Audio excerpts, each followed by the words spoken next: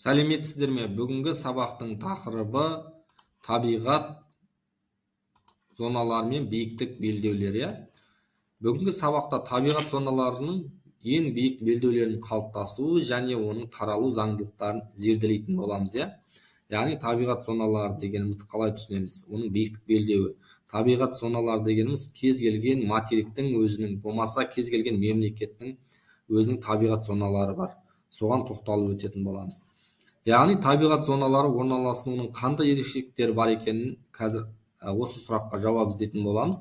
Мысалы қараңыздар, табиғат зоналарының орналасуы көбінесе сол зонаға тән өсімдік жамылғысының атауына сәйкес келеді. Мысалы тундра, орманды тундра, орманды дала және дала зонасы деп аталады. Өсімдік жамылғысының таралу сипатын ең алдымен климаттық жағдай, яғни температура мен ылғалдылықтан оның ылғалдарын анықтайтын боламыз. Сонымен қатар жер бедері, топырақ, өсімдік жамылғысы мен жануарлар дүниесінің арасындағы зат, энергия алмасу жағдайларда өзара тәуелді болады. Кейбір табиғат зоналарына барсақ, мысалы тек бір ғана географиялық белдеуде, мысалы арктикалық шөл таралады, ал кейбір зоналар дала, шөл және саванна зоналары болуы мүмкін. Бұл жерде бірнеше географиялық белдеулерде қатар кездеседі. Мысалы қараңыздар, Қазақстанның табиғат зоналарын көріп тұрмыз, картада. Қазақстан табиғат зоналары қалай қалыптасып жатқанын. Сонымен қатар бізде тундрамен қысқаша түсінік ретінде айтып кетейін. Тундра мен орманды тундраның бір-бірінен қандай айырмашылығы бар екенін осы жерде талқылап өтейік. Яғни бізде тундра зонасын негізінен солтүстік жарты шардың арктикалық және субарктикалық белдеулерінің шегінде материктердің жағалы бөліктерін алып жатыр. Ол оңтүстік жарты шарда тундра тек Антарктиданың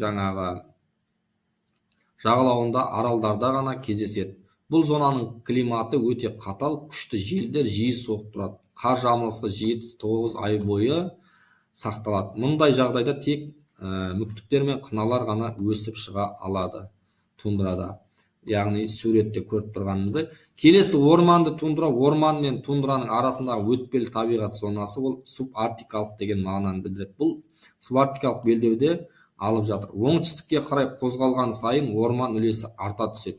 Бұл жерде, мысалы, бұл жерде төселіп өсетін қайыңдар мен көптеген ормандар арасындағы тал мен шөптесетін өсімдіктер кездеседі. Оңтүстік жарты шарда орманды тундра зонасы тек субарктикалық белдеулерде ғана, аралдарда ғана, мысалы оңтүстік Георгия аралы ғана таралған. Яғни бізде орманды тундрамен және тундра зонасының айырмашылығы осылай. Келесі биіктік белдеу дегенімізді қалай түсінеміз? Биіктік белдеу дегеніміз, мысалы табиғат зоналарында табиғат жағдайының биіктікке қарай өзгеру заңдылығы биіктік белдеу деп аталады. Белдеулердің алмасу биіктікке қарай таудың етегінен басталады. Неғұрлым солтүстікке қарай орналасқан Скандинавия тауларында тундра, орман тундра, тайга, субтропиктік белдеулер таралуда. Бұл жерде мәңгі жасыл қатты жапырақты ормандардан бастап, мәңгі қар мен мұздықтарға дейінгі белдеулер кездеседі. Биіктік белдеу табиғат зоналарының атауларына қарайтын болсақ, міне өзі суретте нақты көрсеткен. Тайга, тропикский деп, мысалы, не өсетіндерін барлық көрсетіліп тұр. Мысалы, Қазақстанның табиғат зоналары, мысалы, орманды дала, міне дала және мына жерде несі тұр? Шөлейт дегеніміз міне тұр. Шөл дегеніміз міне өзімізге көрсетіліп тұр, қандай жерде екен, және таулы аймақтар дегеніміз міне 6-8-7 деп тұр. Бүгінгі сабақтың біз нақты сабақтарда Қазақстанның тауларының қандай биіктік белдеулер жиынтығы кездесетін шөлейт және шөл зоналарының екі жарты шарының маңыздылығын анықтайтын боламыз.